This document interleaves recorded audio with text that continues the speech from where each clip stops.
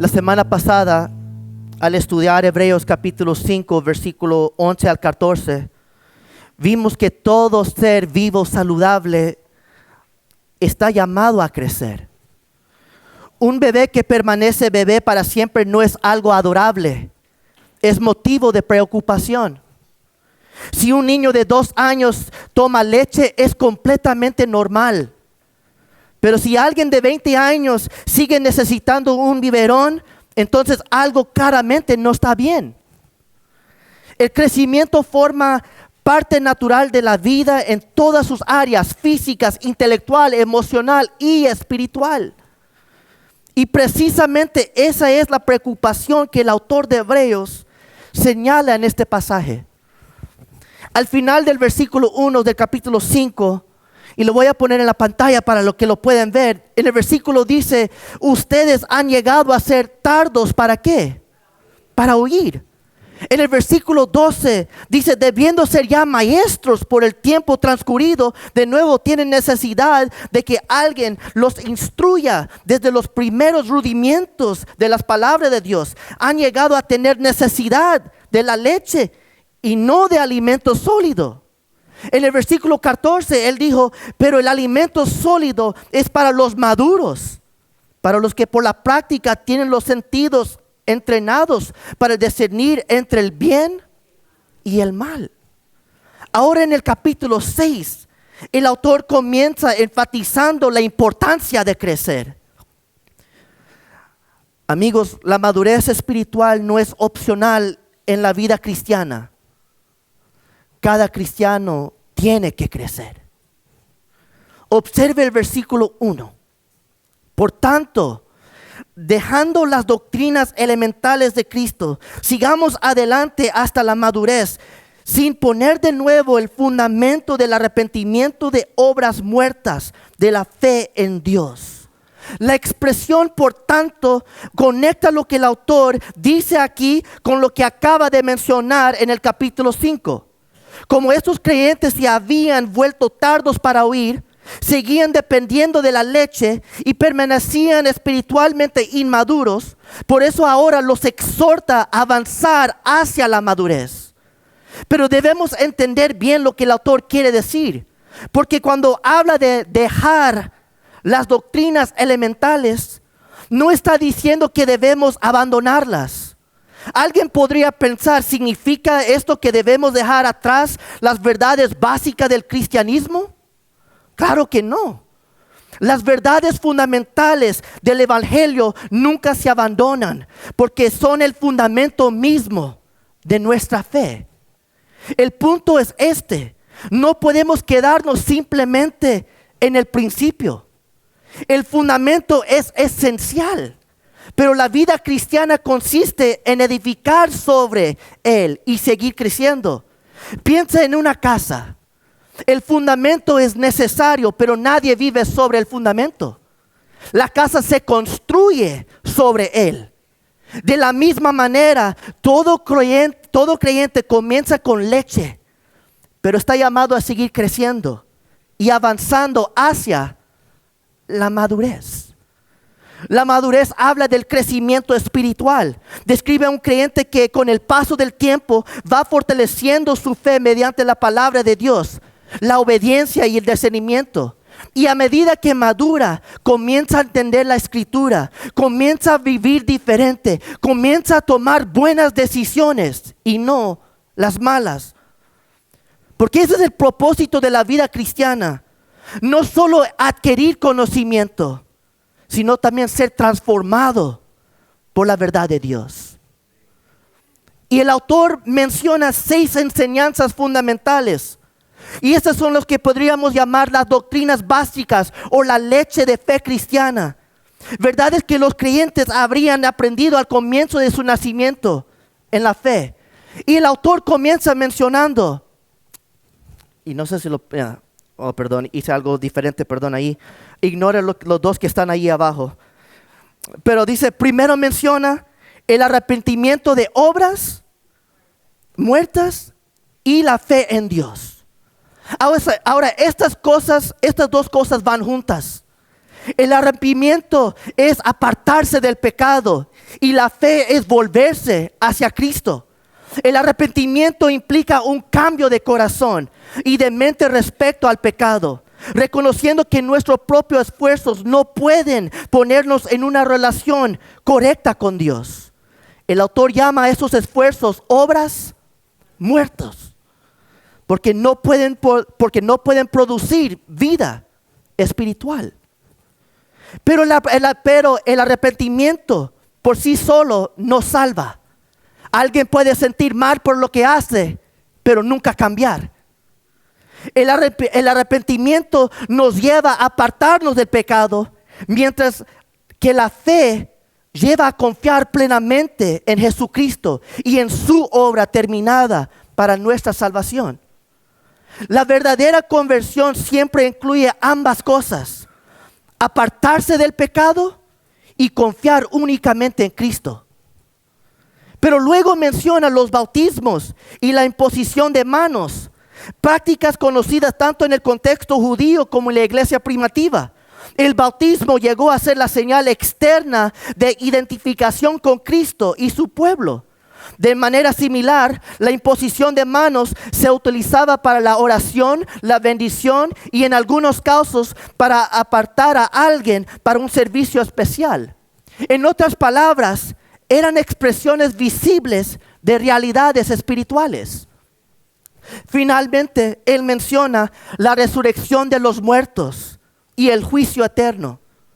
Estas enseñanzas nos recuerdan que la vida cristiana siempre se vive con la eternidad en mente.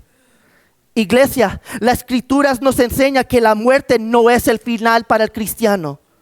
Cristo resucitó de entre los muertos y quienes le pertenecen también resucitarán con él. Su resurrección es la garantía de la nuestra, porque Cristo vive, nosotros también. Pero la resurrección no es la única certeza. El juicio también lo es. La historia se dirige hacia un día en que todos estaremos ante Dios y cada persona aquí dará cuenta al Señor por lo que ha hecho. Aquellos que pertenecen a Cristo recibirán vida eterna, pero quienes lo rechazan enfrentarán juicio. Y estas verdades nos recuerdan que el Evangelio no es simplemente información para considerar, sino una realidad que exige una respuesta. Cada persona aquí está escuchando en esta mañana, pero cada persona va a responder diferente. Y el punto del autor no es que estas verdades sean poco importantes. Al contrario, son esenciales porque son el fundamento de la fe cristiana. Pero la vida cristiana no está destinada a quedarse siempre en el comienzo. Ese fundamento está para que los creyentes edifiquen sobre él y siguen creciendo hacia la madurez. Pero ese peligro todavía existe hoy. Conocer lo básico del cristianismo sin seguir creciendo en la fe. Alguien podría decir en esta mañana: Nelson, yo conozco el Evangelio. Yo sé que Jesús murió por mis pecados. Y eso es algo maravilloso. Pero la vida cristiana no termina allí. Dios quiere que su pueblo crezca en entendimiento, sabiduría y discernimiento. Y que también ayude a otros a crecer. La vida cristiana está llamado a avanzar, no estancarse. Pero observe algo importante del crecimiento, porque en el versículo 3 el escritor dice algo importante que muchas personas ignoran. Dice: y esto haremos si es que Dios lo permite. Esta declaración nos recuerda que el crecimiento espiritual en última instancia depende de la gracia de Dios. Nosotros buscamos la madurez. Nosotros nos disciplinamos en la palabra. Nos dedicamos a la oración. Procuramos vivir en obediencia. Pero aún mientras hacemos todas estas cosas, reconocemos que el verdadero crecimiento espiritual proviene de la obra de Dios en nuestras vidas. Así como una planta no puede crecer sin la luz del sol y la lluvia, los creyentes tampoco pueden crecer sin la gracia sustentadora de Dios. Por eso el escritor dice, sigamos adelante, sigamos hacia la madurez, si Dios lo permite. Pero recuerda el problema que el autor ha estado señalando desde el capítulo 5. Estos creyentes habían escuchado la verdad, pero no habían crecido. Habían recibido leche, pero nunca habían pasado al alimento sólido. Y eso plantea una pregunta seria. ¿Qué sucede cuando alguien escucha el evangelio una y otra vez? Participa en la comunidad cristiana, ve a Dios obrar en las vidas de las personas y aún así su corazón nunca cambia. Esa es precisamente la advertencia a la que llegamos ahora en los versículos 4 al 6. El peligro de estar cerca de la verdad, pero nunca cambiar. Llegamos ahora a una advertencia muy sobria en las Escrituras. Estos versículos han desafiado a los cristianos durante siglos. Creyentes fieles han luchado para entenderlos y aún hoy continúa el debate sobre su significado exacto. Por eso debemos acercarnos a este pasaje con mucho cuidado. Yo quiero que leamos el versículo 4 al 6. Y dice así: porque es imposible que los que fueron una vez iluminados, que gustaron del don celestial, que llegaron a ser participantes del Espíritu Santo, que también probaron la buena palabra de Dios y los poderes del mundo venidero, y después recayeron, sean otra vez renovados para arrepentimiento, puesto que crucifican de nuevo para sí mismo al Hijo de Dios y lo exponen al vituperio. Cuando las personas leen este pasaje, hay frases que inmediatamente les causan preocupación. A primera vista, parece que alguien podría perder su salvación. El texto habla de algunos que fueron y recayeron. Y por ello algunos han llegado a la conclusión de que el verdadero cristiano podría apartarse de Cristo y perder la salvación. Pero aquí encontramos una dificultad con esa interpretación. Porque si la salvación realmente pudiera perderse, entonces según este mismo pasaje no podría recuperarse. El escritor dice que es imposible renovarlos otra vez al arrepentimiento. En otras palabras, si la salvación se pierde, esa pérdida sería ¿qué? Definitivamente. Sin embargo, muchas personas que creen que la salvación puede perderse, también creen que alguien puede arrepentirse después y volver a ser restaurados. Pero cuando leemos cuidadosamente este texto, la lógica del pasaje parece apuntar en otra dirección. Así que antes de sacar conclusiones rápidas, debemos hacer una pregunta más cuidadosa. ¿Qué quiere decir entonces el autor de Hebreos cuando habla de caer o fueron? ¿Está diciendo que una persona puede perder la salvación y jamás recuperarla? No creo que eso sea la intención completa del pasaje, porque la Escritura enseña una y otra vez que aquellos que verdaderamente pertenecen a Cristo son guardados por el poder de Dios. Por eso cuando llegamos a un pasaje difícil como este, debemos leerlo a la luz del resto de la Escritura. La Biblia no se contradice en ninguna parte. El mensaje siempre es lo mismo, desde Génesis hasta Apocalipsis. Juan capítulo 6 versículo 37 al 39 dice: todo lo que el Padre me da vendrá a mí, y al que en mí viene jamás lo echará ¿qué? ¿Escucharon? Jamás. Y es la voluntad del que me envió. Y esa es la voluntad del que me envió, que yo no pierda nada de todo lo que me ha dado, sino que lo resucite en el día final. Jesús también dice o dijo en Juan capítulo 10, mis ovejas oyen mi voz, yo las conozco y me siguen y nadie les arrebatará de mi mano. Cuando leemos estos pasajes, comienza a formarse una imagen clara. La Escritura enseña de manera consistente que aquellos que verdaderamente pertenecen a Cristo son guardados por el poder de Dios. La salvación no es algo que nosotros sostenemos por nuestras propias fuerzas, es algo que Dios mismo preserva por su gracia. Si Dios te lo da, Él va a asegurar que tú llegas hasta el final. Por eso, una de las mayores dificultades con la idea de que la salvación puede perderse es que resulta difícil explicar pasajes como estos. Por lo tanto, no creo que la Biblia enseña que un verdadero creyente puede perder la salvación. Pero la Escritura sí nos enseña algo muy importante acerca de la naturaleza de la fe salvadora. Persevera hasta el final. Y el escritor nos presenta el caso de una sola persona. Y el escritor no nos presenta el caso de una sola persona en este texto. Recuerden que él está hablando a toda una congregación. Porque él no puede ver el corazón de las personas. Tal como yo en esta mañana, yo estoy predicando. Y yo no sé verdaderamente quién pertenecen a Cristo y quiénes no.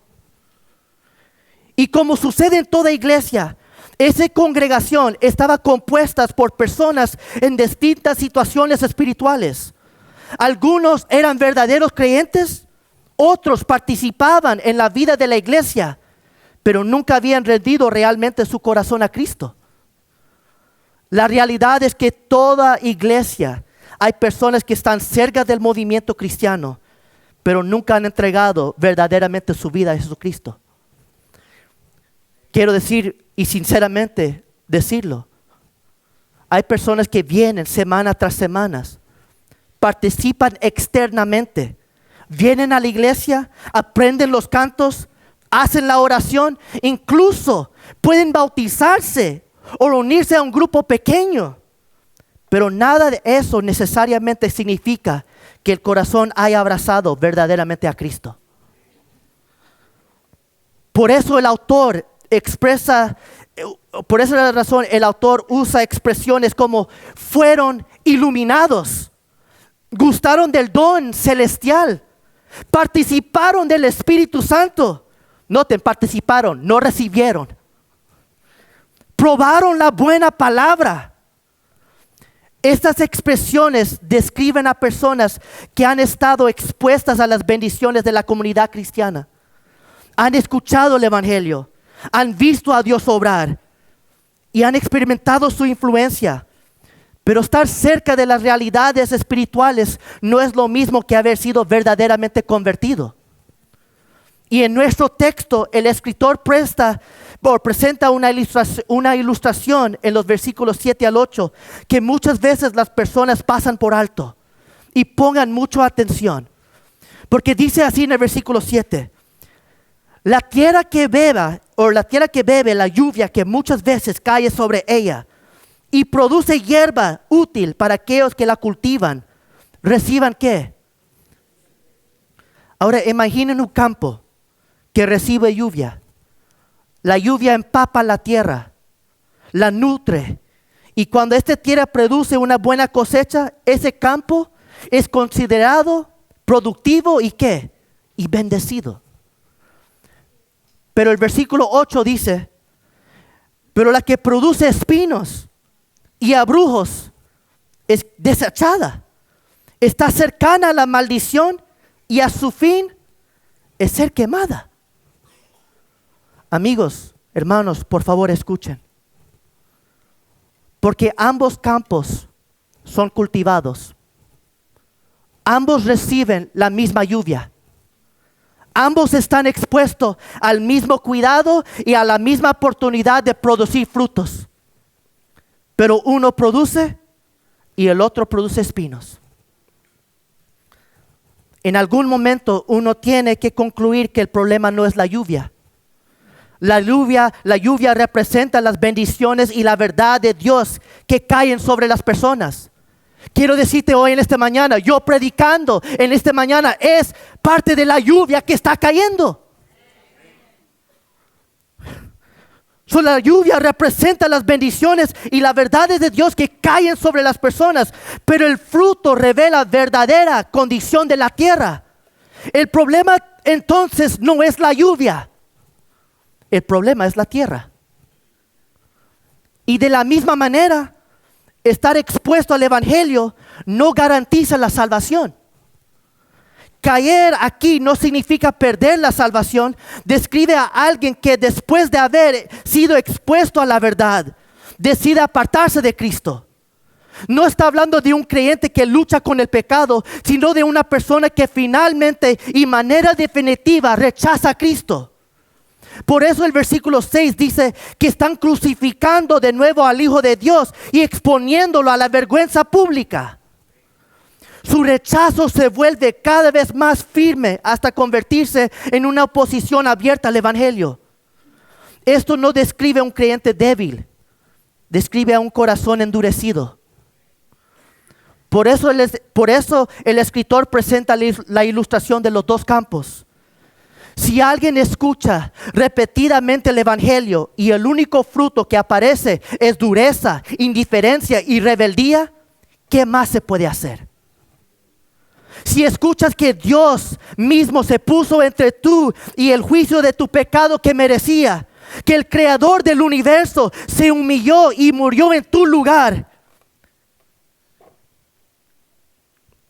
y tu respuesta simplemente es sí, yo creo eso, pero nada cambia en tu vida, ¿qué más se podría decir? En este punto el problema ya no es el mensaje, el problema es el corazón. Tiene sentido cuando alguien rechaza el cristianismo porque no lo cree. Y yo puedo respetar un ateo que dice no creo en Dios y ya, simple. Ok, no lo crees. Pero lo que no tiene sentido es decir que crees en el evangelio y aún así permanecer indiferente. El evangelio nos dice dos cosas. Tu pecado era tan grave que Jesús tuvo que morir. Y su amor fue tan grande que estuvo dispuesto a morir por ti. Y el autor de Hebreos está diciendo, en cierto sentido, y está haciendo esta pregunta: ¿qué más podría hacer Dios para convencerte? La cruz muestra la seriedad del pecado, la realidad del juicio y la grandeza de la gracia de Dios. Y si eso no conduce al arrepentimiento, ¿qué podría hacerlo?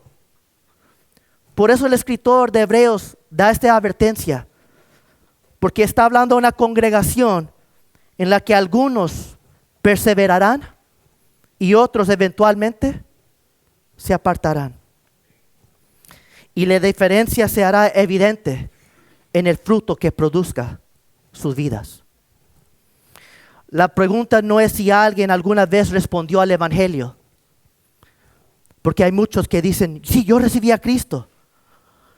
La pregunta tampoco es simplemente si alguien dice creer en Jesús. Porque como dice Santiago, aún los demonios creen. La verdadera pregunta es esta: ¿ha echado raíces del evangelio en la vida de esa persona? Porque la fe genuina produce fruto y perseverará hasta el final.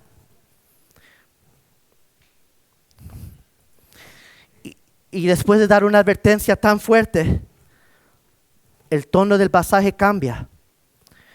El escritor ahora se vuelve para dirigir palabras de ánimo a la misma congregación a que está reprendiendo. Porque el autor tiene la confianza en cosas mejores. Yo quiero que miren el versículo 9. Dice: pero aunque hablamos así, oh amados, en cuanto a ustedes estamos persuadidos de cosas mejores que pertenecen a ¿qué? Observe la ternura en estas palabras. Esto no es la voz de un crítico severo, sino la palabra de un pastor que ama a su pueblo. Y ha dado una advertencia seria, pero ahora busca animarlos. En esencia le está diciendo: Yo no creo que esto lo describa a ustedes, porque veo evidencia de algo mejor en sus vidas. Y esto nos lleva a una pregunta importante. ¿Qué evidencia ve el autor? El versículo 10 dice, porque Dios no es injusto para olvidar la obra de ustedes y el amor que han demostrado por su nombre, porque han atendido a los santos y lo siguen haciendo. En otras palabras, Dios ve sus vidas y ve una fe que se manifiesta en el amor y el servicio. Amigos, hermanos, debemos tener algo claro. Las obras no producen la salvación. Somos salvos únicamente por la gracia de Dios, por medio de la fe en Cristo. Sin embargo, aunque las buenas obras no nos salvan, sí muestran que la salvación está presente. Son el fruto que revela lo que hay en la raíz. Un árbol no se vuelve vivo porque produce fruto porque está vivo. Y el escritor dice que ve ese fruto en sus vidas, ve su trabajo, su amor y sus servicios a otros ¿qué? A otros creyentes. Sus vidas muestran evidencia de una conversión genuina, no de perfección, sino de una vida transformada. Y se puede ver cuando alguien ha sido transformado, porque ama a Dios y ama a los demás. Pero el autor no se detiene en el ánimo, también los exhorta a perseverar. En el versículo 11 dice, pero deseamos que cada uno de ustedes, ahora por favor escuchen, cada uno de ustedes está hablando a toda la congregación y llamando a cada creyente, a cada persona que ha confiado en el Señor Jesucristo como su Señor y Rey y Salvador. Y le está llamando a mostrar la misma diligencia. ¿Hasta qué? Hasta el final. Porque la vida cristiana no se trata solo de comenzar, sino de terminar bien. La fe genuina sigue confiando en Cristo hasta el final. Hebreos 3, versículo 14 ya nos dijo, porque hemos llegado a ser participantes de Cristo, si de veras retenemos el principio de nuestra confianza hasta el fin. Hermanos, la vida cristiana no es un camino sin dificultades.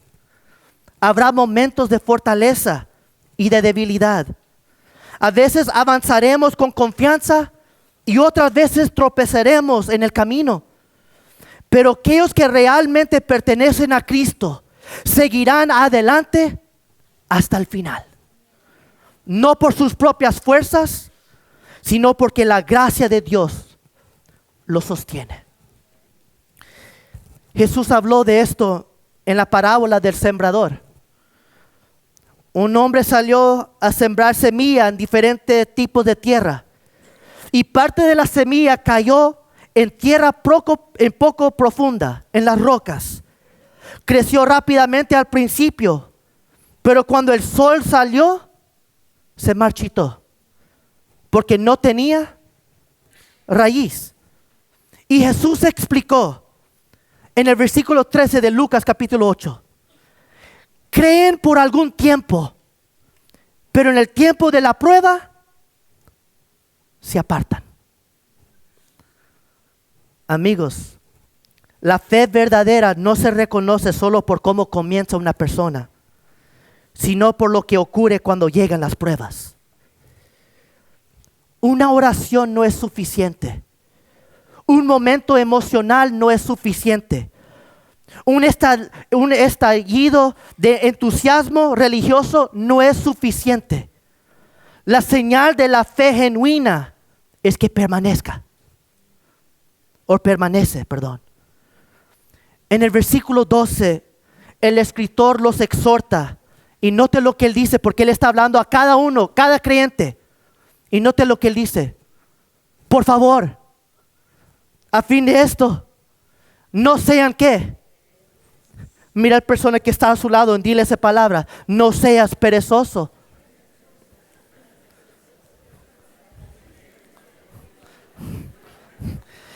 Ya veo algunos riéndose.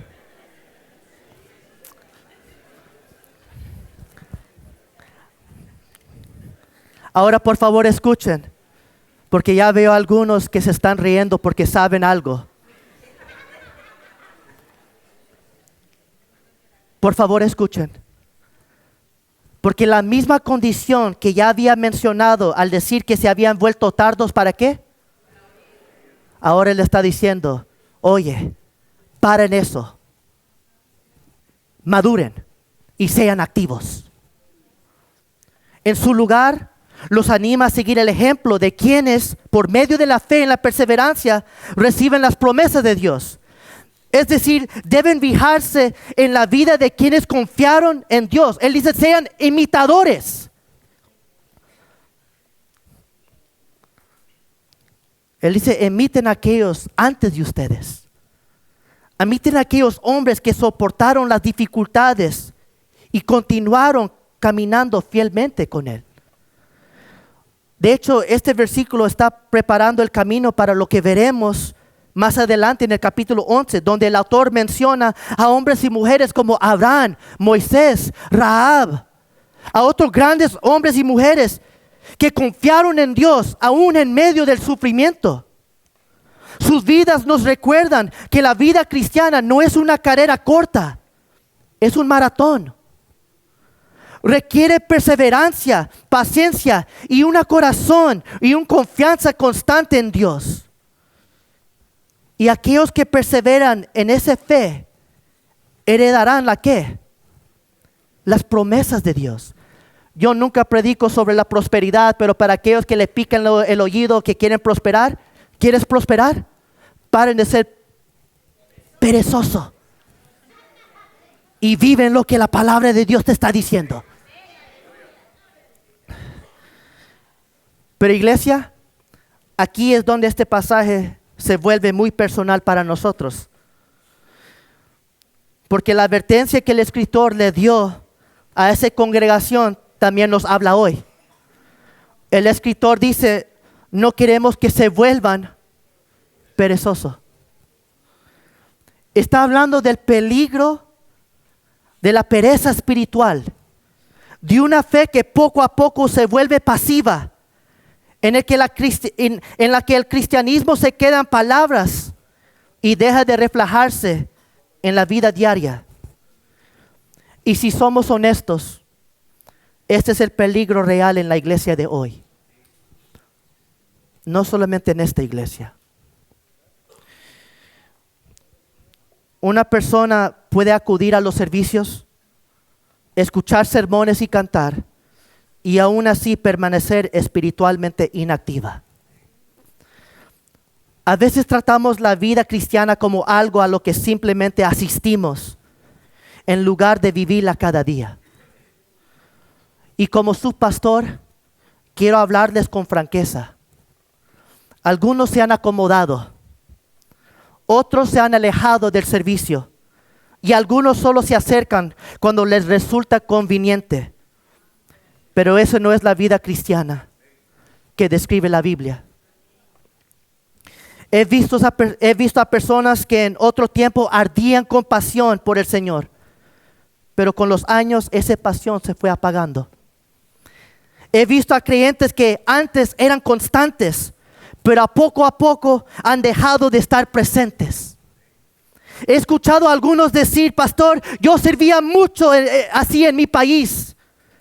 Pero en algún momento la comodidad y la búsqueda del sueño americano comenzaron a ocupar el lugar que antes ocupaba su devoción a Cristo. He visto a personas que antes decían, yo nunca trabajaría los domingos. Pero con el tiempo el trabajo empezó a dominar tanto su vida que su compromiso con el Señor fue perdiendo fuerza.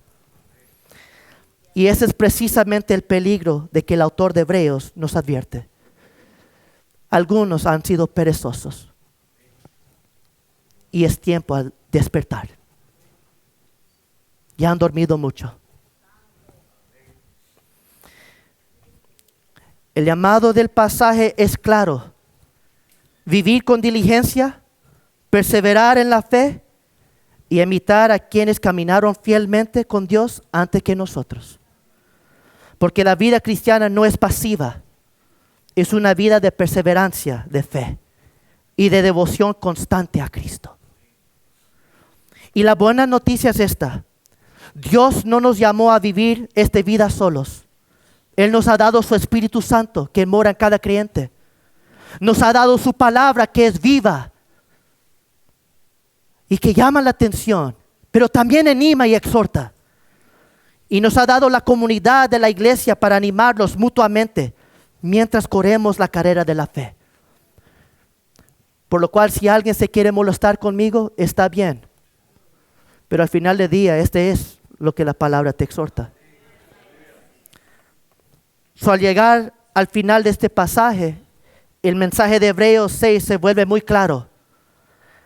La vida cristiana no fue diseñada para estancarse, fue diseñada para crecer. El escritor exhorta a los creyentes a ir más allá de lo básico y avanzar hacia la madurez.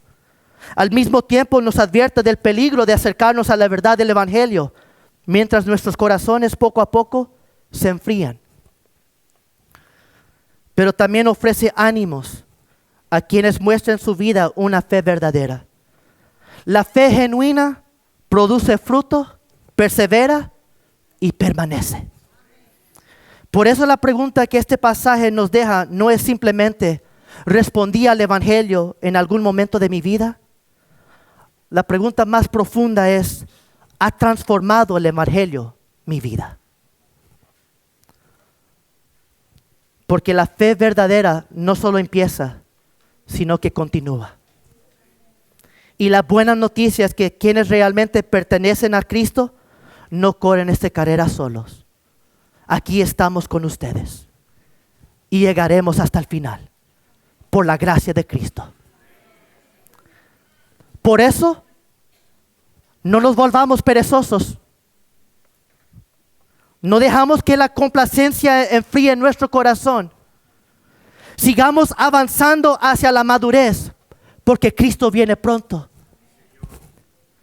Y sigamos el ejemplo de aquellos que caminaron fielmente antes que nosotros. Ellos soportaron las dificultades y permanecieron fieles. Porque la vida cristiana no es una carrera corta. Es una carrera ¿de qué? Perseverancia. Y quienes permanecen en Cristo heredarán todas las promesas que Dios ha hecho.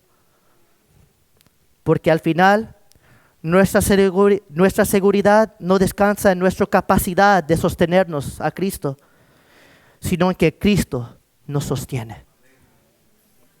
Esta es palabra de Dios. La lluvia ha caído. ¿Dará fruto? Solo Dios sabe. Y veremos en ese día, cuando estemos frente a Él. Incline su rostro y vamos a orar.